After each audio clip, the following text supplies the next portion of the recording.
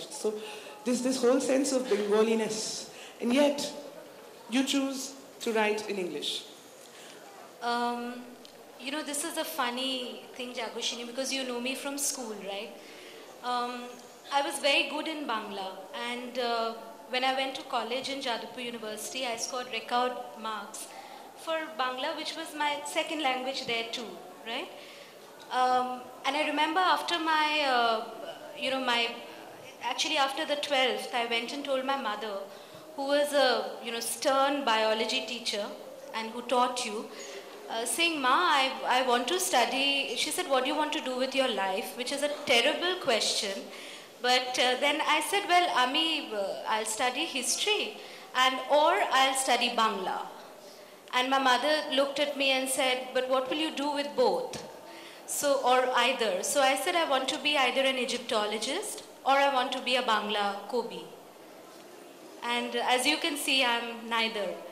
But I do write a lot of poetry in Bengali because it is the language of my heart. And be it a cloudy day when I'm missing, Ilish Mach and Khichuri, or be it, a Durga Puja when I can't come home, or even be it as a journalist, faraway music started in a newsroom in the Times of India in Bombay. And that night was 26 July. And we couldn't go home. So we were all stuck in this huge edit hall, not knowing that the city outside was completely flooded.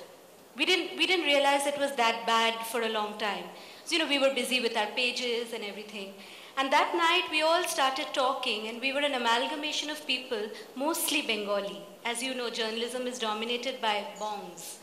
So, that night, we started talking, and there was this man whom I've never seen him before, I'll tell you why I'm saying this. And he said, he started talking about a woman he had loved in Times of India. And he said, lifte dekha hoto, tapre ekdin just chole galo. And he's a bespectacled, grouchy, typical bong-looking man. And, that night I think broke a lot of barriers, really. And it broke a lot of barriers in the sense that I kind of realized that that there is a faraway music in all of us, It's that yearning, I think, And the reason I mention this man is I never saw him again. And later on, much, much later on, I realized that he was one of those who had tried to go back, he had tried to go home somehow, and he died. Yeah, he was drowned. Yeah, so, this is not a sad story session, but the point is that I want to write in Bengali, and I've expressed this interest in Delhi, and I've been told that what's wrong with you? You're a young fiction writer in English, and nowadays young writers have a tag, I think, and you're supposed to conform. So lots of expectations. Yeah, and the moment, and when somebody tells me now, like just now, that you look very glamorous, I don't know whether that's a compliment anymore. But the point is that, I was told in Delhi, I'm just going to quickly, that, you, Bangla, what are you going to do, and this is not going to look good on your CV. But this is a promise that I made to myself, especially Book Fair Asia, when I bought a lot of books in Bangla, that my next book, not maybe chronologically, will be my collection of Bengali poems. It has to. It's time. Farah, very interesting. The way Farah, your Bangla to English to Bangla, transition was very interesting. We learned about this last evening. Yes, we had this question also at the Hay Festival Dhaka last year. Why do you write in English? And I had to think about it a little bit. But my parents moved to Britain for a brief period when I was 5 years old.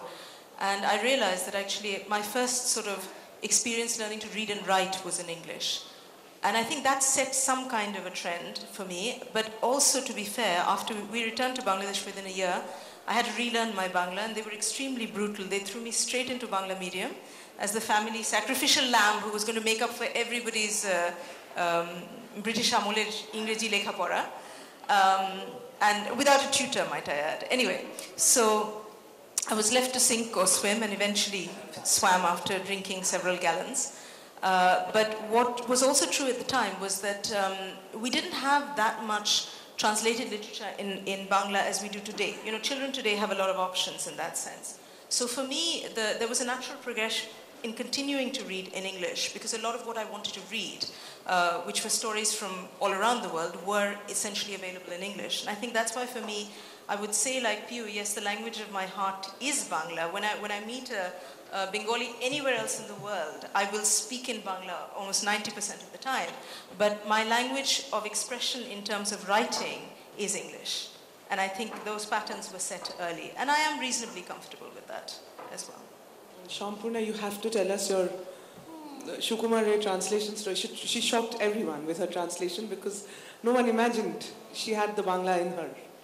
You know, for me it was very strange because I grew up in Darjeeling, where my parents taught in St. Paul's School. He's met some of his ex-students at the Boi Mela today. My parents and my family are resolutely bilingual. My grandfather, Gopal Krishna Chatterjee, was the principal of Patho Bhavan in Shantiniketan. My Jathamashai, Jathaima taught there. Familial links that are deeply Bengali. But for some reason, here was I, a little girl growing up in Darjeeling, which I absolutely loved, who decided that unlike other teenagers who would rebel by doing drugs or something else, I would rebel by rejecting this wonderful Bengali heritage that I had been so seamlessly born into. So that was my act of, and it was an act of self-destruction, which I realize now. So I said, no, this is too much for me. And just the fact that I was in Bengal, I studied Bengali for 13 years before we went away to the north of India. And that bedrock remained. Many years later, 2000, when I started translating Shukumar Rai for myself, and it fell into the hands of a Bengali editor. Like in journalism is populated by Bengali, so is publishing. And she wrote to me, Shayani Basu, the girl who you remind me of, wrote to me and said, I adore these translations, will you do a book? And with the absolute unthinking hubris of a very young, confident, brash person, I said yes. I had never done a single piece of translation before that. I kept it severely hidden from my parents because I thought, oh my God, I can't deal with the fact that they might say, but how on earth are you going to do this? So when the book came out, and they got to know when it came out, like here's the book. And I have to say, I'm delighted by the fact that it was a moment of absolute delight and horror at the same time, because they were like, how did you do it? And if you were to ask me to answer that, I would have to say that I don't know. But I think one of the primary reasons is my great love for Shukumar Rai's work. And of all the things that I rejected, that was one thing I didn't reject. Baba would recite these lines, which I knew before I could read. It was part of conversation. And the fact that there was this thing, the affinity of rhyme or wordplay and the manicness, the satire, all of it appealed to my very anglicized heart. But having made that transition of becoming a translator without any plan whatsoever, it also went the other way, which is when about 2009, when I attended the first ever Literature Cross Frontiers workshop, like the one we presented this morning. I found myself drawn to a poem, an Irish poet, Garage MacLaughlin's poem called Too Much. And I was not the person, I was the English poet, English in quotes. I'll come to the second part of the question quickly, but this is important because it relates to my relationship with the two languages that I write and live in. I found myself drawn to this poem, which is called Too Much, and I found myself sitting in the room and translating it. And it's a marvelously euphonious, sassy, colloquial performance poem. And I just found myself doing it in an effortless patwa. And I was like, what happened? And I told Alexandra the next morning that, this is bizarre. It's never happened to me. I have never written one line. I used to write letters to my grandparents in Bangla. That doesn't count. But I found myself having written this poem, and I said, do you want to hear it? And there was the Bengali poet, he was very nice, much older than me, and he said, yes, let's hear it, let's indulge this little creature. And I read it out, and that was the beginning of my reverse journey towards Bangla. So, you know, I am just deeply blessed that it's happening, it's taking me by surprise. My resistance is slowly crumbling. I have absolutely I don't feel like I must apologize for the fact that I write in English, because English chose me. There was no other option. It was my absolute competence is in English. And Bangla, by translating into English, is cool, but I find that I can travel the other way by holding on to the lines that somebody else has put there.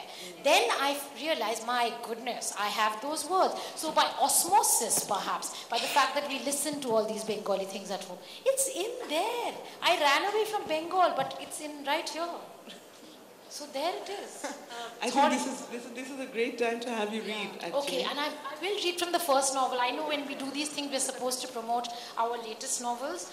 The latest novel is called Land of the Well. I'm color coordinated with it.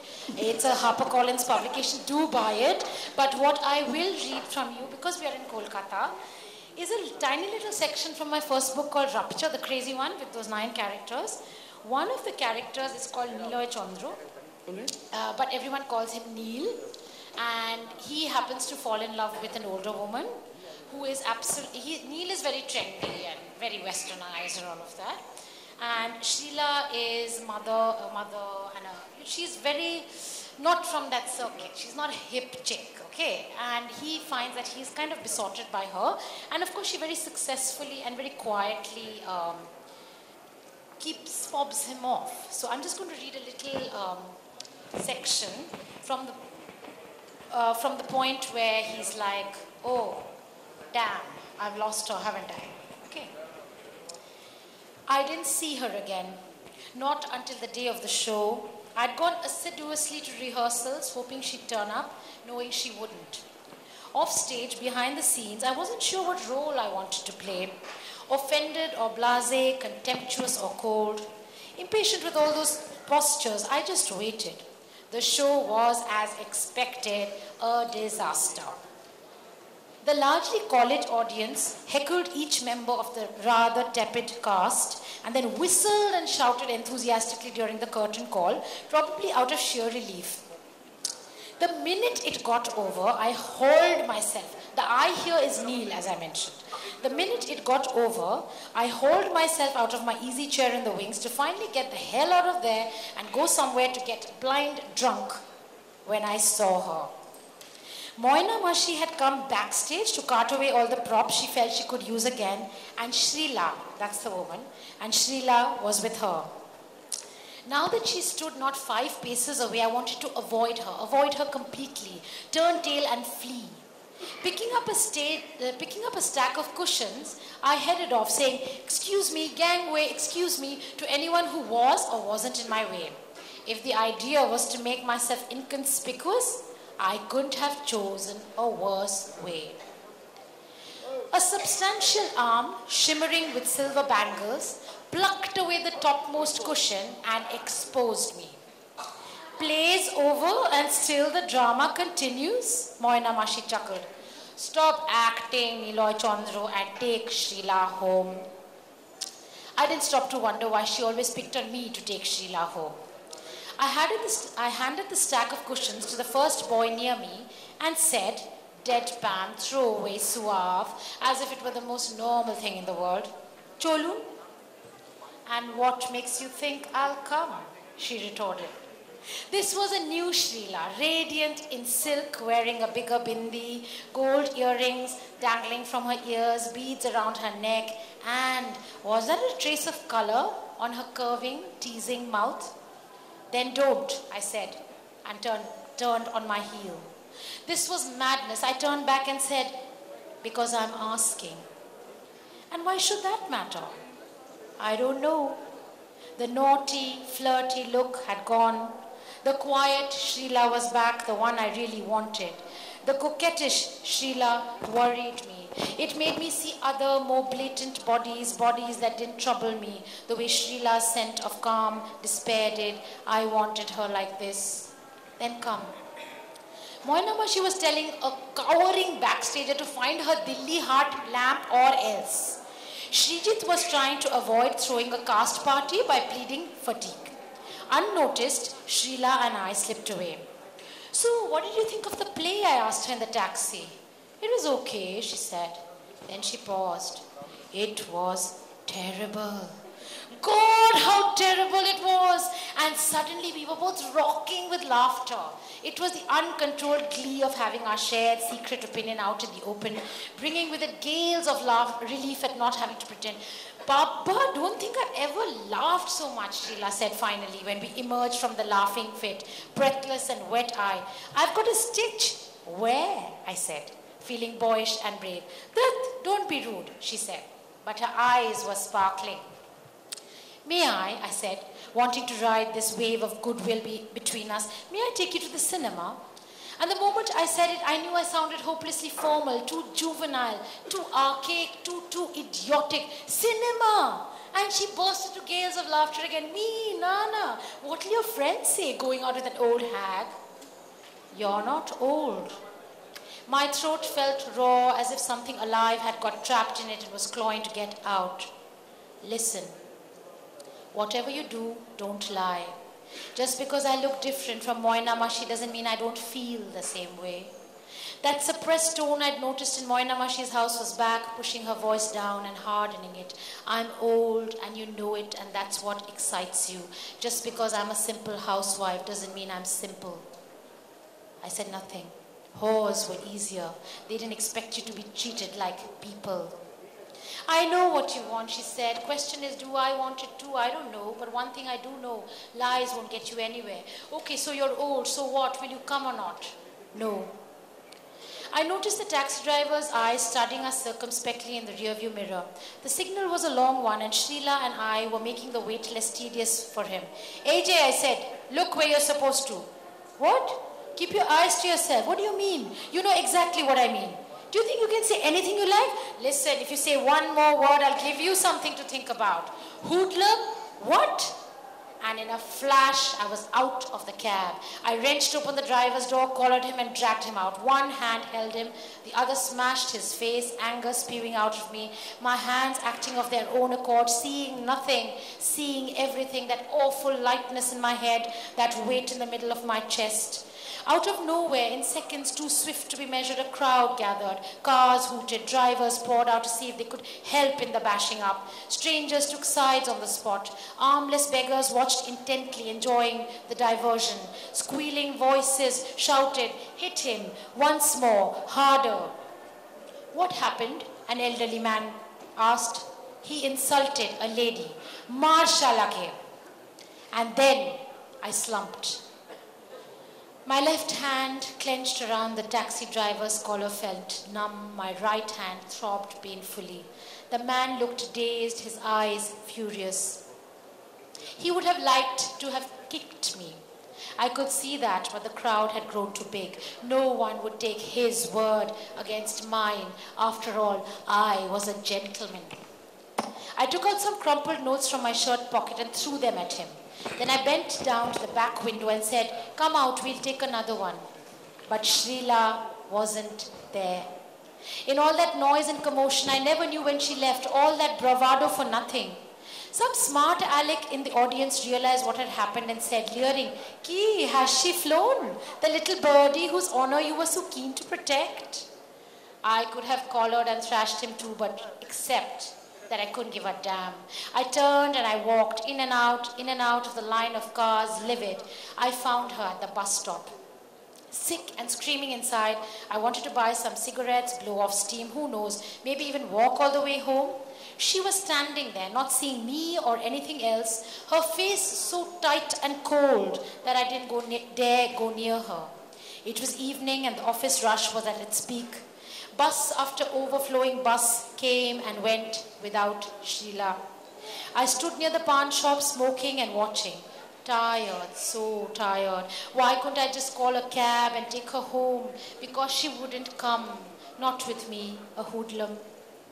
And then she turned around. Who knows why or for what, but she turned around and she saw me standing there and smoking. I don't know what she saw, how pathetic or bedraggled or stupid I looked, standing there on the footpath, but it made her come towards me. I looked away, trying to pretend I hadn't noticed, but it didn't work. I watched her coming and I wondered how I had ever thought her ordinary. She came right up to me, her voice shook. Why? Why all that? I was angry. So you started hitting that man. Is that how you cope when things don't go your way? Yes. How do you cope? I don't hit people. She would have cried then if she hadn't been Sheila. She gulped. Was it anger quivering right through her, or something else I had no other means of identifying? She said, come and see me tomorrow. Give me a pen, a paper. No paper, give me your hand. There, come at 2. And she ran away, catching that bus at last, inexplicable and inexplicably mine.